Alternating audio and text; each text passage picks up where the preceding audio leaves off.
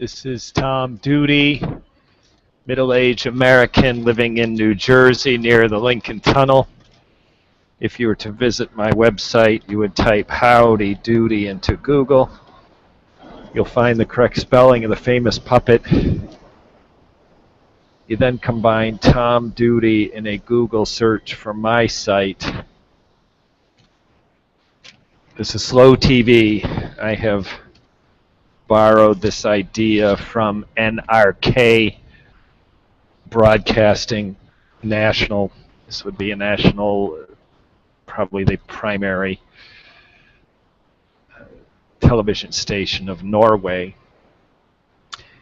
Listeners, I invite you to learn more about what NRK has done with Slow TV.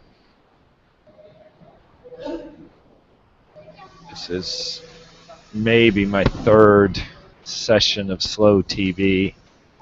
I've had audio problems. I've had this most recent one. I had perfect audio, too perfect.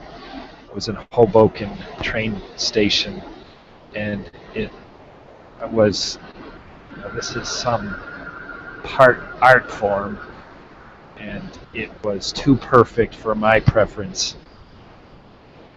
I am now not on a train platform that is so loud with high express trains passing. I'm in a subway, New York City subterranean, Herald Square. BDFV is in this station, also the NRQ. And this, it has high ceilings. It should be acoustically better than places where I've had trouble, but not perfect, like Hoboken. So this might be something that appeals to me.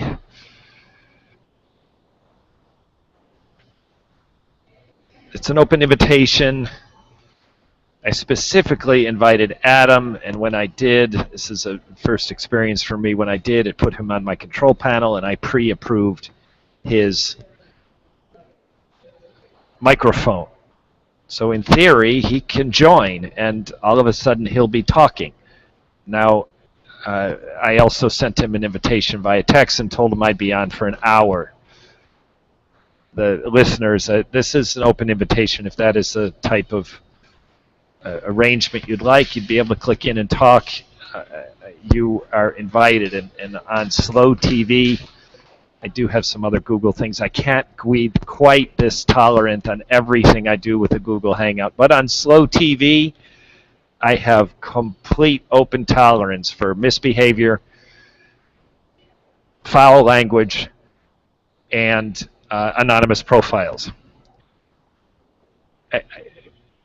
I, of course, will mute people if it gets ridiculous, but I will certainly begin and engage with anyone.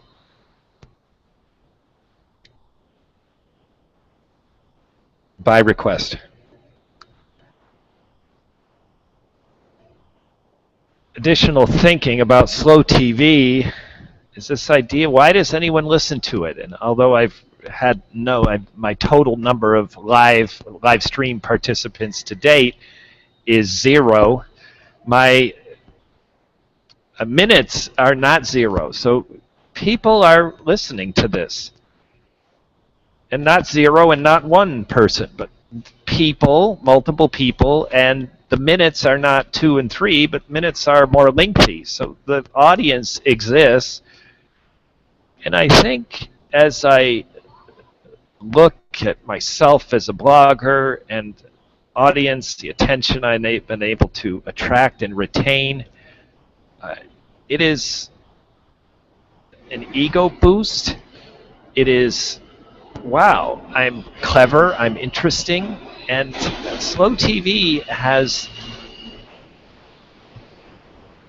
helped me realize me being clever, thoughtful, a voice that has some type of appeal, rehearsed, scripted opinions, and may have nothing to do with why I can attract and retain an audience. Slow TV basically gives people the opportunity to have some type of social engagement with no strings attached. I can imagine a listener playing this in the background, and Tom Doody being clever has nothing to do with it. It's just a social engagement with no strings attached. Sort of the same reason Facebook is so popular, to know that I'm actually a person that is pledging to reply if someone gets inspired to include themselves, accept my invitation, say something, text something. By watching national news program, the same invitation is not there, although they try to make it appear, the national stations will try to make it appear that your input is valued. They just can't possibly handle the numbers. In contrast, I'm standing here saying I have 0 live viewers, and the only commitment I'll make publicly is that I have not 0 listeners post live stream in YouTube, and I have not 1 or 2. No, I have 0, not 0, not 1, and the minutes viewed are saying people are sort of interested. So my pitch is sort of like watching the news, but yet it's more personal. So anyways, this has been an interesting lesson for me. I continue to look for reasons about why I'm able to attract and retain any kind of audience at all. And I'm humbled to accept that it really may have nothing to do with any appeal that I have personally. It just is the idea that we are social organisms and we like to do something without taking risk. And that doesn't categorize people in all forms of their lives, but people want certain engagements to have a set amount of risk, like a marriage, and navigate to lower risk engagements in other parts of their lives. So, slow TV. This is commitment phobic, engagement phobic, everything. Slow TV expects nothing of listeners. So I turned to the New York Times, and I think it's 9 pages printed. 9 pages like that. I use Chromebook, and I use the onboard word processing, and I can't easily print columns. So I have to print margin to margin. Makes it a little tough to read. So on margin to margin, 12 point. I've already deleted the junk that comes with the copy and paste from New York Times, unreadable text, photo captions, that type of thing. So it's margin to margin, 12 point. Verify 9. 2, 3, 4. Add it. I'm going with 9. And the first one is by Jerry Longmanmay of the New York Times, and it's how the Cayman Islands became a FIFA power. This one's the very long one. The second one,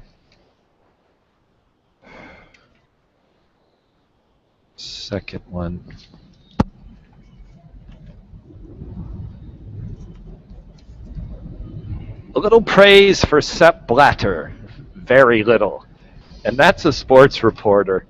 And I'm finding the story not only fascinating, it's also fun that it's told by sports writers. In this case, Juliet McClure. For the second story, a little praise for Sepp Blatter. These are both New York Times reporters, New York Times media pros. And the second one is how Cayman Islands became a FIFA power, and that's the reverse is true. How Cayman Islands became a FIFA power is my first one, and that's Jerry Longmanmay Man May, Jure, Long Man May.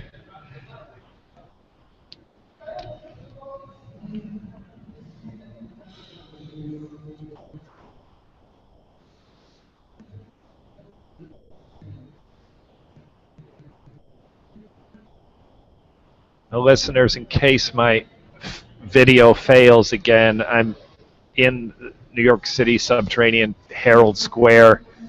I'm in a mezzanine level walkway. Mezzanine is sometimes troubling because people really aren't supposed to be hanging out here. And so the NYPD has found that they'd be more comfortable if I were not on mezzanines. However, this is a place that I've found to be unbothered. And if the video works, if the video doesn't, if the video works, what you'll see is people walking past. For those of you who listen on YouTube and find the video does not work, as it did not work from Hoboken, you would see people walking by, taking trains. It's Sunday, New York City, and I've got time to burn. Here's Slow TV. How the Cayman Islands Became a FIFA Power by Jerome Longman-May. It's dated yesterday. However, that's the web date. I'm pretty sure this is Sunday's paper, Sunday's New York Times. I'm as sure as I can be this is dated yesterday, but today's New York Times. If you had the printed version of Sunday New York Times, I believe this would be in it. Georgetown, Cayman Islands. Chickens scurried about Friday morning as a bulldozer spread crushed rock for a new soccer field with artificial turf at the Cayman Islands Football Association. It might seem unlikely that FIFA's soccer world governing body has spent $2.2 million since 2002 to build a new headquarters for the Soccer Association and to fund 2 planned fields, given that the land is swampy and a grass field struggled to exist in brackish conditions. FIFA's generosity may seem even more improbable, considering that Cayman Islands, Caribbean tax and tourist haven, is ranked 191st among the world's 209 soccer teams. 191 out of 209. The team has never played in a World Cup, and the entire population of the island is about 58,000. Would not come close to filling the world's biggest soccer stadiums. The entire nation, I'm going to middle-aged American editorial, that means the entire nation could not even fill one of the stadiums. FIFA's president, Sepp Blatter,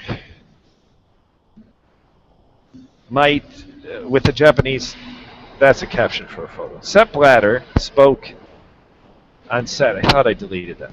Sepp Blatter spoke to reporters on Saturday and said the recent arrests stem from resentment by England and the United States. Sepp Blatter blames the U.S. and England for FIFA arrests. Ali Krieger of Jung.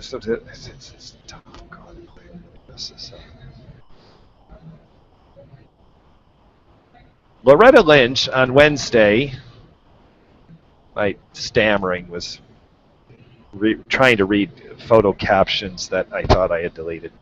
I wasn't careful enough.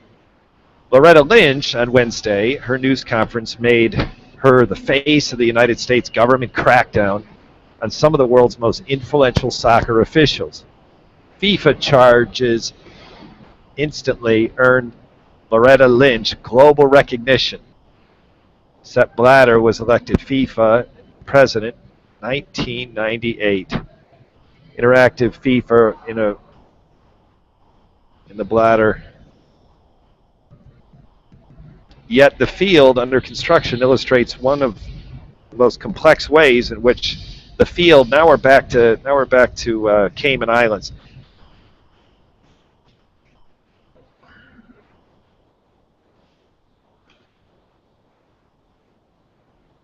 The field under construction illustrates one of the complex ways in which Sepp Blatter has maintained an iron grip on power for 17 years as president of FIFA. He was elected to fifth term on Friday. Work was underway in the Cayman Islands on Friday, where new soccer fields are planned with money from FIFA. Credit Angel Valentine for the New York Times. New York Times. It also highlights a dramatic dynamic that empowers some FIFA officials with outside authority to make decisions on lucrative contracts, perhaps prompting some to cross the line into criminal acts.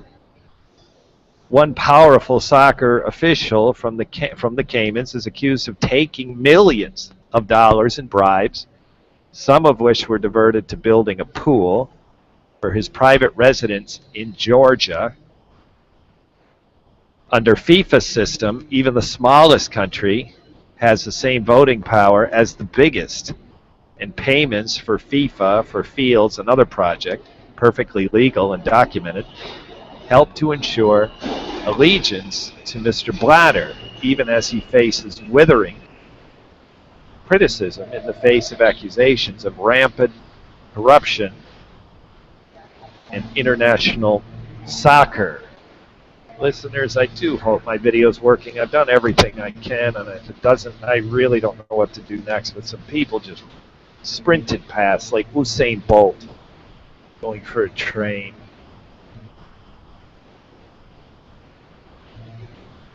The Cayman became central to racketeering and bribery scandal that engulfed the sport last week.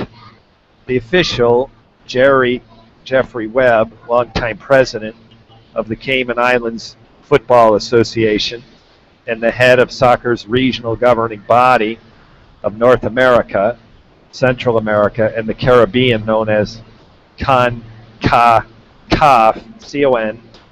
C-A-C-A-F, was one of 14 officials indicted by the United States authorities on Wednesday. His chief attaché, Costas Takas, was also indicted. Once viewed as a former potential president of FIFA, Mr. Webb is accused of seeking and receiving bribes worth millions of dollars from sports marketing firms that bought and sold, then resold broadcast marketing and sponsorship rights to regional soccer tournaments. Elaborate methods were used to try to disguise the payments, the indictment says. Mr. Webb, 50, is said to be fighting extradition from Zurich, where he was arrested. He has been replaced as president on CONCACAF. His downfall shocked and embarrassed many of the Cayman Islands and elsewhere. Tall and athletic in appearance, Mr. Webb had an understated manner, gave him an endearing quality. As an apparent reformer, said Stephen Sigmund, a New York public affairs consultant and assisted Mr. Webb with media training, speech writing, and publicity in 2012. Continue reading the main story. Yet even the scandal, the Cayman Islands, the Caymans remain in some aspect as powerful as Germany, Argentina, Brazil, and other world soccer power. Like the other 208 national soccer federations in FIFA, the Cayman Islands get one vote in the quadrennial election for FIFA's president. Jerry Webb left with Sepp Blatter is longtime president of Cayman Islands Football Association. He was arrested in Zurich last week. Credit Carlos. Mr. Blatter's strategy of democratizing soccer, building up popularity around the world. He steered the 2010 World Cup to Africa, where the Olympics had never been held. He also included a shrewd political component. He has helped build his base and assure support for earmarking payments to hundreds of thousands of dollars a year to each of FIFA's member federations. FIFA also made separate grants for construction of fields that bestows other financial assistance, money that is indispensable to the small, less wealthy nations and are very entirely dependent on FIFA for funding. Mr. Blatter has played a very smart game, said David Larkin, a Washington-based lawyer who specializes in international sports and is a director of an organization called Change FIFA. Change FIFA. There's an organization called Change FIFA. This is news to me. The Cayman Islands represents how the financial assistance program keeps the lights on. That means these small soccer associations are beholden to the leaders of FIFA. Since 2008, FIFA has sent grants worth $1.8 million to the Cayman Islands to build 2 soccer fields 7 years later, though the first field remains weeks away from completion. Plans for a dormitory and gym have not materialized. A final grant of $500,000, March 2014, was an installation of artificial turf. FIFA noted on its website, because the current grass field cannot survive in the low-level saltwater environment.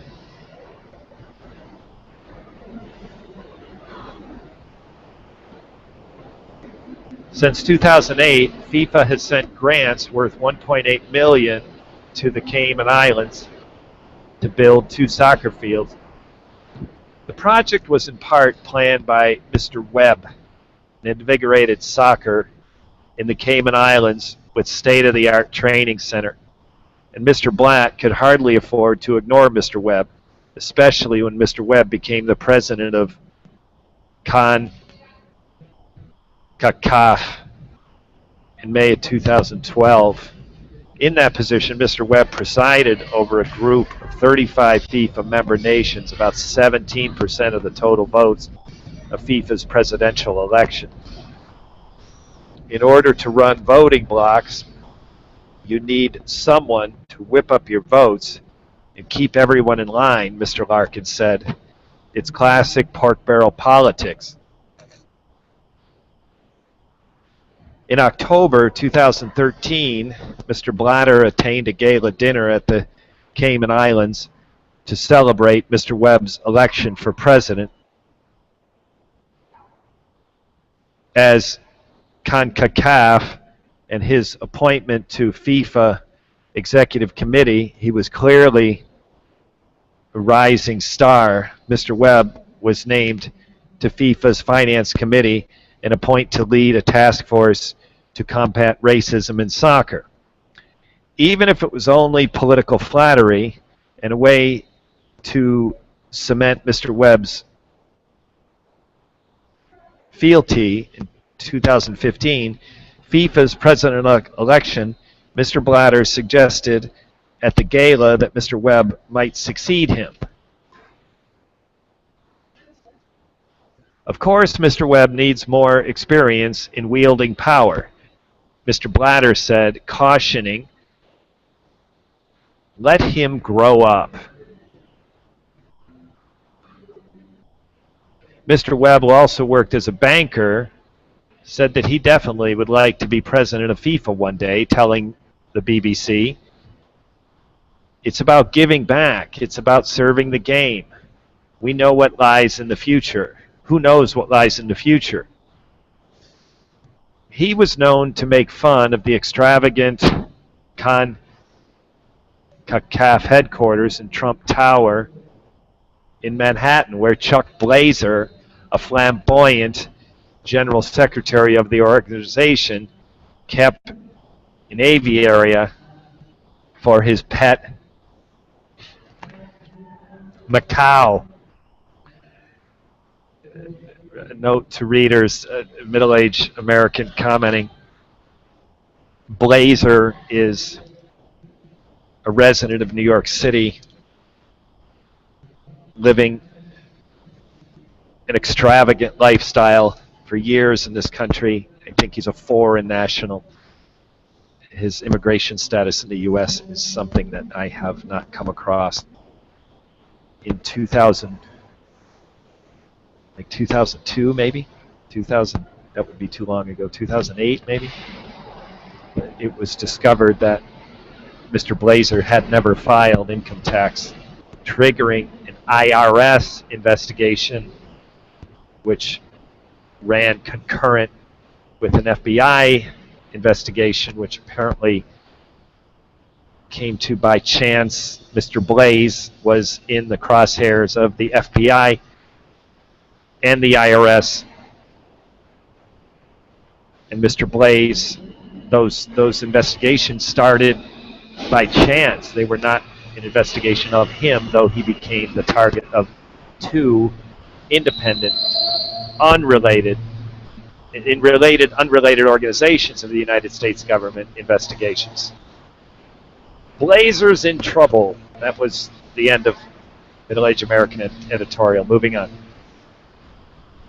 CONCACAF has long been plagued by murky financial dealings. Among the 14 soccer and marketing officials indicted on Wednesday, Jack Warner, a disgraced former president of CONCACAF from Trinidad and Tobago, who is accused of, among other things, receiving a $10 million payout to influence voting in the 2010 World Cup, which was awarded to South Africa. Mr. Warner's successor, Mr. Webb, positioned as a reformer who would bring accountability to transparency and to CONCACAF.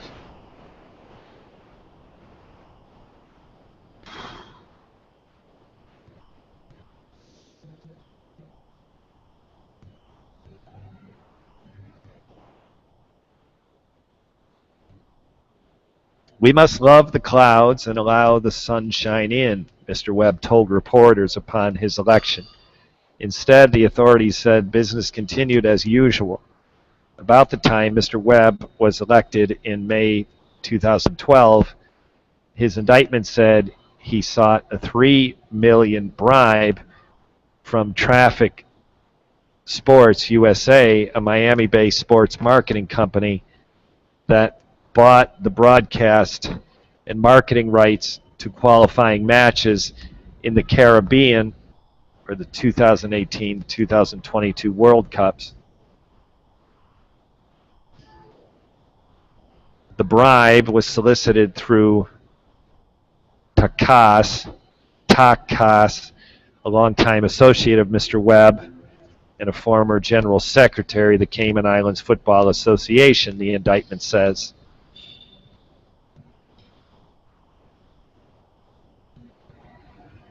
Since 2008, FIFA has sent grants worth $1.8. An intricate scheme was used to conceal Mr. Webb's identity as a true beneficiary of the bribe.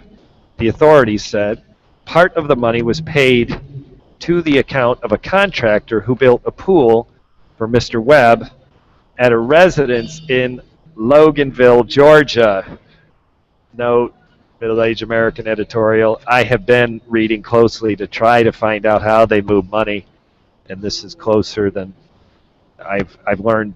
They were toting briefcases of cash around, which is a classic way to launder money. And in this case, there's payments made not to him, Mr. Webb, but to the company that built him a pool on his private residence.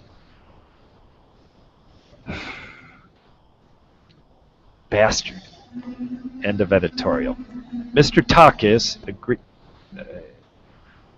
Mr. Webb solicited another bribe for $1.1 million from Traffic Sports USA in 2012, the indictment said, involving the commercial rights to CONCACAF's premier international tournaments, the Gold Cup and Champions League.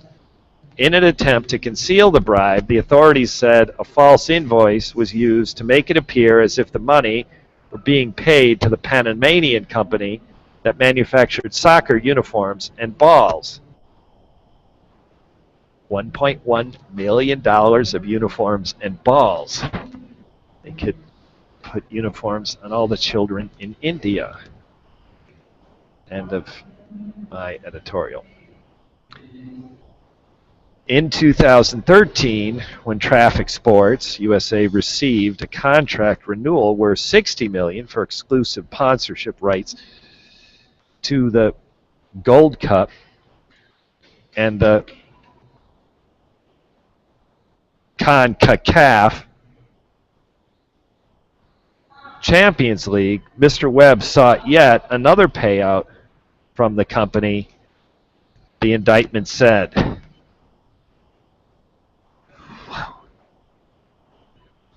Though Webb wanted more, the parties eventually settled on $2 million as the size of the bribe payment, according to the indictment.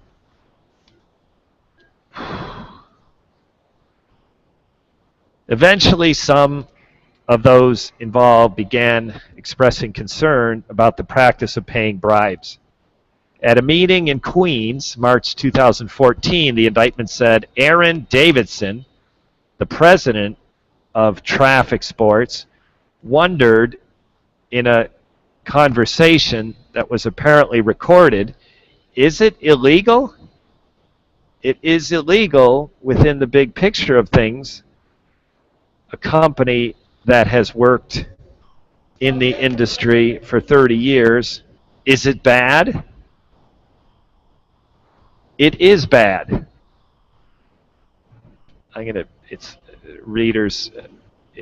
It's hard for me to read the quotation, so I'm going to be clear. This is what was recorded. This is sports executive, sports management person for a U.S. company has a conversation with an informant. I don't know this, but I think Aaron Davidson is probably someone who pleaded guilty and then agreed to cooperate with the investigation. In this case, he recorded this conversation. So between the sports management person, it's called Sports USA, they're the ones who are paying significant bribes to do many things. I don't want to attempt to connect which bribes. In other words, so far there's a pool, there's uniforms, there's soccer balls. There's different ways this money's been disguised, so which money is theirs, I'm not sure, but it was ultimately ended up with CONCACAF, which traces to this Dick Ryder and Trump Tower. Perfect place for him, by the way, he and his macaw. So the conversation goes like this. Is it illegal? Now again, the Sports USA person is asking, is it illegal? It is illegal. Within the big picture of things, a company that has worked in this industry for 30 years, is it bad? It is bad. Okay. Now his lawyers, I'm sure, will deny that he has broken the law, but they're right there on the spot. He suspected it was illegal. He gets confirmation it's illegal, and he continues to do these things. Mr. Davidson was among those indicted Wednesday. Apparently,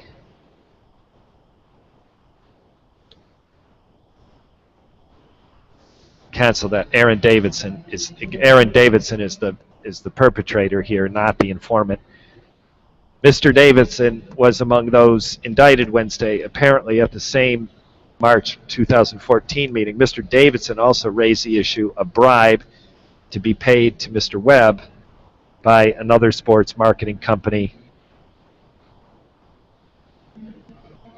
Datisa, the indictment said. Open timeline. This is a subheading within the New York Times text. Open timeline. That was part of the biggest scheme described by the authorities. That was part of the biggest scheme described by the authorities. A plan by Datisa to pay $110 million in bribes to a number of South American officials and to Mr. Webb to gain the commercial rights to one of the world's most prestigious tournaments, Copa America. The South American Championship, a 100th anniversary tournament, is scheduled to be played in the United States in 2016. It is not clear what amount Mr. Webb was due to receive, but $40 million was paid out to various recipients, the indictment said. On May 1st, 2014, the top officials of Datisa met in Florida to discuss the bribery scheme, the indictment said. One of the officials, an Argentine named Alejandro Burzaco, told the others, "All can get hurt because of this subject," he added. "All of us go to prison." The possibility, that, by the way, was Alejandro Burzaco. Don't know if he was indicted. The possibility that Mr. Webb might go to prison stunned many here. He was popular, a native of Georgetown, where many people are tourists and expatriates. He moved in circles with the elite and brought an estimated $30 million to the local economy by drawing soccer tournaments to the Caymans. Mr. Webb was said to have devoted himself so fully to developing soccer in the Caymans that he once mowed fields and scrubbed toilets, even working in the office that had no phones. I'm surprised. It seems like he was honest and upright, says Violet Wilson, a Red Cross volunteer who met Mr. Webb several times. It's really embarrassing. It hurts a small island for him to hold so much a big job and mess it up. That's Webb, by the way, Mr. Webb. Politically perfect on the island, and now he's shamed it. It's not my editorial, that's my words capturing Violet Wilson, a Red Cross volunteer who met Mr. Webb several times. She is now disappointed in Mr. Webb.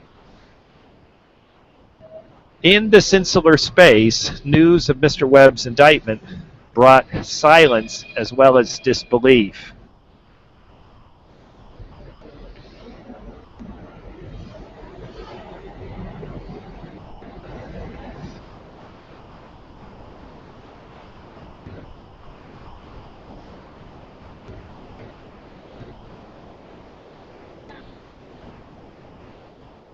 Government and soccer officials said little or nothing. Osborne Bowden, the Canary Islands sports minister, did not mention Mr. Webb's name in a brief statement, saying only that his minister was not involved in the soccer investigation. The spokeswoman for Cayman Soccer Federation removed all of her contact information from the website. "I've been asked to have no comment," said James Rich, an administrator at Cayman Islands Premier League. Asked if he was shocked, Mr. Rich said, "I don't think shocked is the right word. I don't know the right word. Let the appropriate means take place and see what happens. Because Mr. Webb was so popular and successful, the country hasn't looked deeper into what else might have been associated with said David R. Legge, the owner of Cayman Compass newspaper.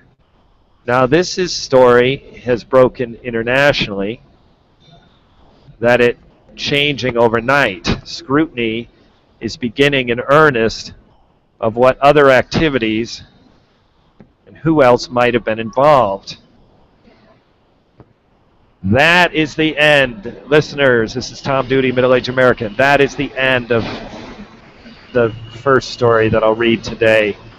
And this is, again, it's New York Times. It's dated on the website yesterday. However, I have good reason to believe it is in today's Sunday New York Times by Jerry Longman-May. And the title is How the Cayman Islands Became a FIFA Power. That's the end of the first one. And the second one is 3 pages like this. Margin to margin, half-inch margins, 12-point text.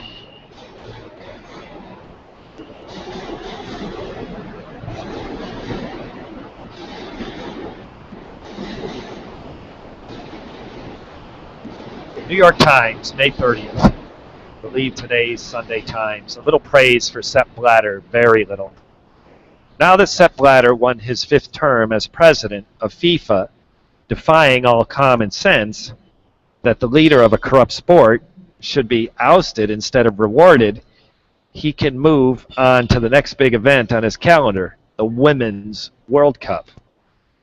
That tournament begins Saturday in Canada, and Blatter will surely use it to try to shine through his most recent tarnish, while the women do all the work.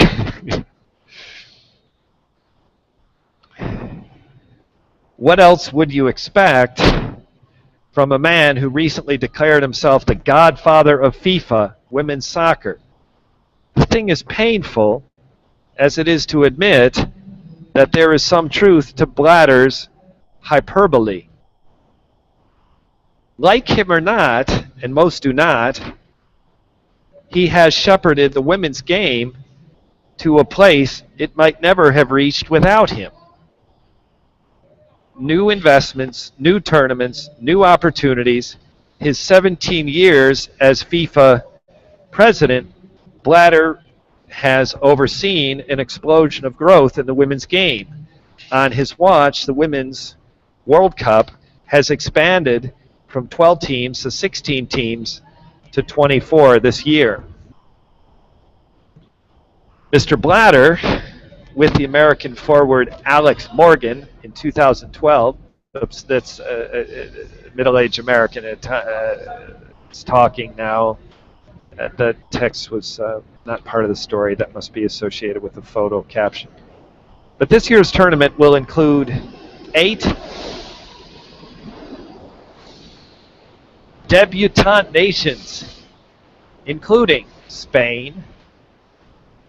Obviously, Spain has a FIFA team, so this must be a debutante. This must be a, maybe that's what debutante means. This must be a debutante for women's soccer. But this year's tournament will include 8 debutante nations, including Spain, the Netherlands, Thailand, the Ivory Coast. That's a third of the field. It would be hard to argue to those squads that some portion of the much maligned FIFA development money funds the people routinely accuse Blatter of passing out as bribes had not been used to develop women's teams where they never existed before. Blatter is an imperfect and often reviled hero of the story.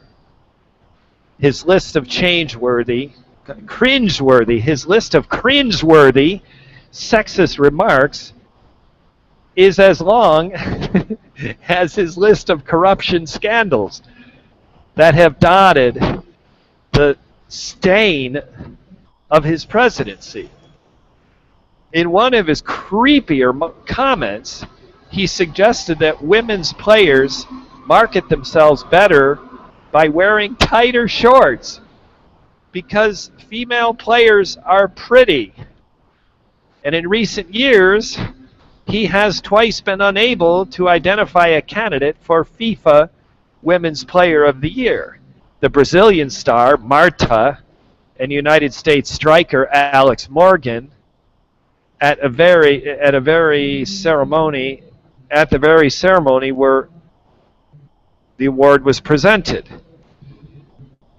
And in recent years, he has twice been unable to identify the candidate. Even on Friday, as Blatter basked in his re-election as FIFA president, he made a blundering case for more women in the organization's leadership by clumsily shouting into the microphone, "We need ladies."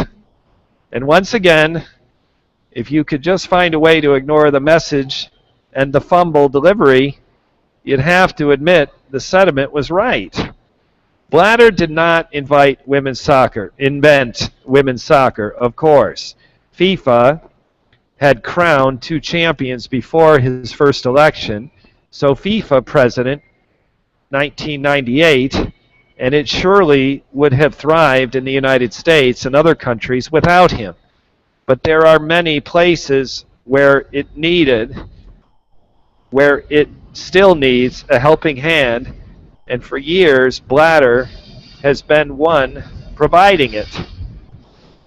So try to ignore his motives or his ham-handed comments and focus for a moment on his results, though the overall thought might make you turn your stomach with good cause.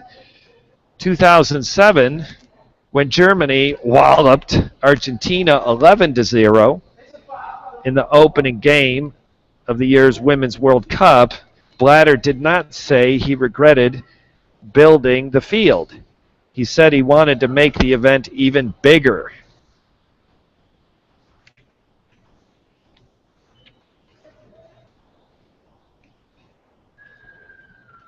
That's the final page.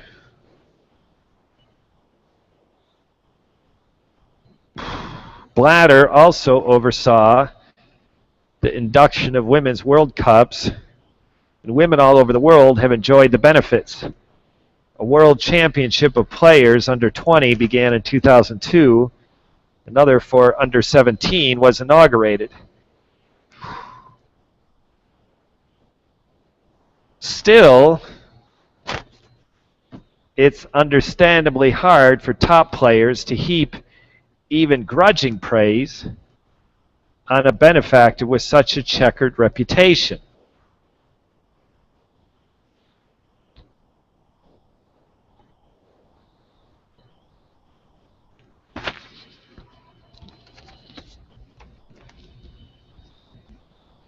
You can't look at it and say that he's done nothing for women's sports. United States midfielder Megan Rapinoe said, "But I don't think you should be congratulated or patted on the back for doing the right thing. He has said he is the godfather of the sport, but I think he's just sort of allowed it to grow. And it was going to do its own thing anyways." So yes, Blatter has been good for women's soccer, but he has not been afraid to keep women's game under his thumb either. That's the motive of a godfather, but not the type he thinks he is. In response to women's complaints, the godfather of women's soccer didn't concede to offer the money or the will to fix the situation. He didn't even go to a thing to acknowledge the problem. And the players, sensing imminent defeat, eager to just get on with the games, dropped their lawsuits. But they did not forget the this light. This is Juliet at NewYorkTimes.com. Crazy that it doesn't have to be more specific. She's the only Juliet, or at least she was the first Juliet. Juliet at NewYorkTimes.com. And that email address belongs to, I will say her first name. She is,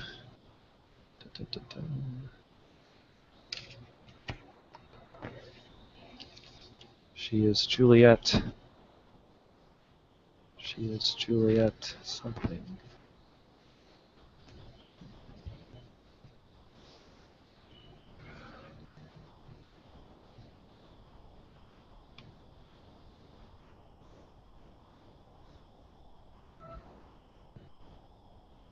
First story, how the Cayman Islands became a FIFA power. That's Jerry Longman-May.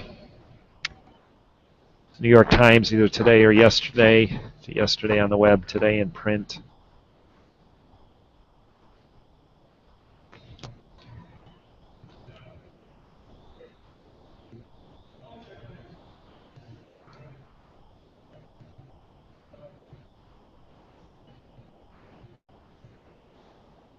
Juliet Macour, a little praise for Sepp Blatter, very little.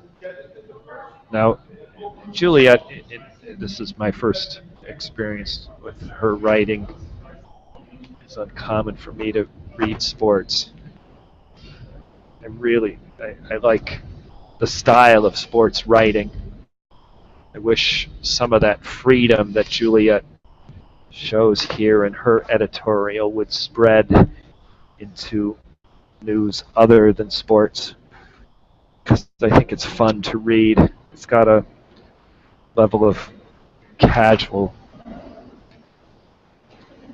scripting that mainstream news lacks. Mainstream news takes itself too seriously, and I think Juliet shows a lighter side of news coverage, and that lighter side is typical of sports writing, and just especially effective with Juliet's report here today about women's soccer as it relates to Blatter, Sepp Blatter, who's the villain of the day.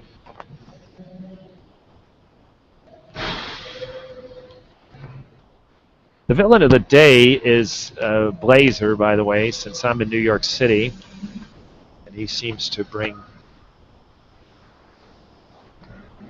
as a local person, I kind of crave a local angle. These people are committing crimes using U.S. banks.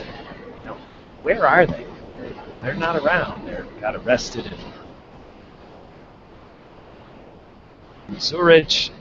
We want the OJ event. We want the white Bronco. I have this sense, where are they? I wish someone knew them and had seen them. So as a New York person, New Jersey resident, New York by day, Blazer is the guy who lived in Trump Plaza. Now, what a resume for a criminal. Love it. So this is the end of slow TV. And whether I continue it is yet to be seen. It has already gone longer than any of my other series that I intended to start and continue. I only started this series of slow TV, borrowed from NRK of Norway. This series of slow TV is already longer than any series I've attempted in more than a half-decade of blogging. So series are tempting. If people like what they did, why don't you give them another one? It's just too much pressure on one person. So I've started them, and I can't keep with them. This slow TV is entirely different to produce, because I can point to it being someone else's idea, and those people are professionals. And by borrowing that idea, I also borrow the permission to just be an unscripted, unrehearsed, well, it's both scripted and unscripted, someone else's script. My own words are not scripted, unrehearsed, sloppy amateur production. So it's really relaxing. So here I sit on Sunday reading the New York Times, as a lot of people in the city and the metro area are doing, and a lot of people around the country and even around the world, including people around the world, are reading this story, are reading the New York Times. I'm sitting doing it as part of Slow TV, so it feels right. That editorial was to support the idea that I might continue. Getting some live listeners would be fun. At this point, I think it's optional. I think I'll continue as inspiration and time, my schedule strikes me, and I'll continue without any live participation. I already have enough post-live stream activity of views and minutes watched to encourage me. So time will tell. I think there's hope for this to be a long-running series. Slow TV, borrowed from NRK of Norway. This has been Tom Doody, middle-aged American living in New Jersey near the Lincoln Tunnel. If you were to visit my website, you would type Howdy Doody into Google. You'll find the correct spelling of the famous puppet. You then combine Tom Doody and a Google search for my site. Have a good day, good evening, or restful night's sleep. Ciao.